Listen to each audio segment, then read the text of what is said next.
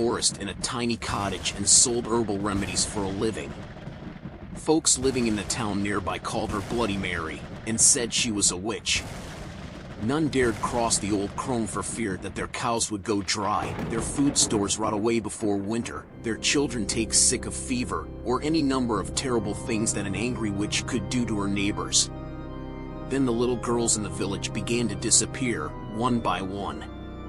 No one could find out where they had gone. Grief-stricken families searched the woods, the local buildings, and all the houses and barns, but there was no sign of the missing girls.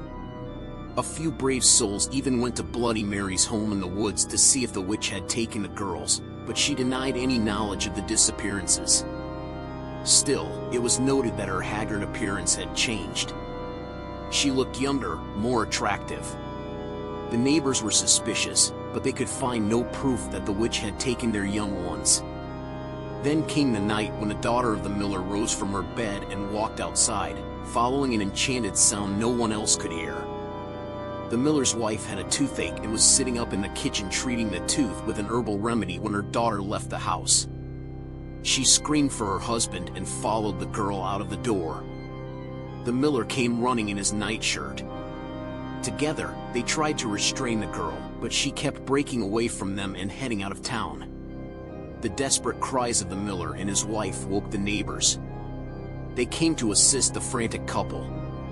Suddenly, a sharp-eyed farmer gave a shout and pointed towards a strange light at the edge of the woods.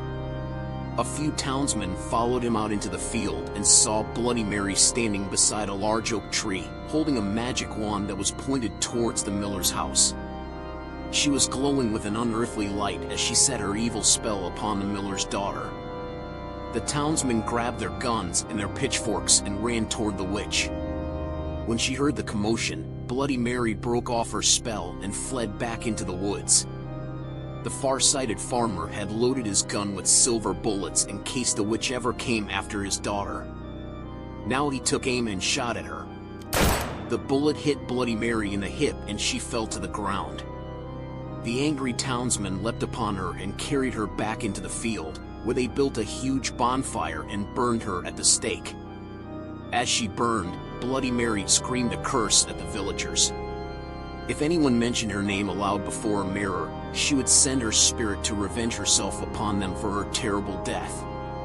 When she was dead, the villagers went to the house in the wood and found the unmarked graves of the little girls the evil witch had murdered.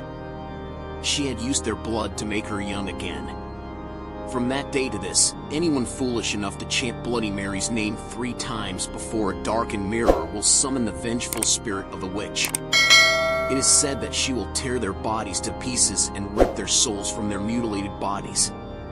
The souls of these unfortunate ones will burn in torment as Bloody Mary once was burned, and they will be trapped forever in the mirror.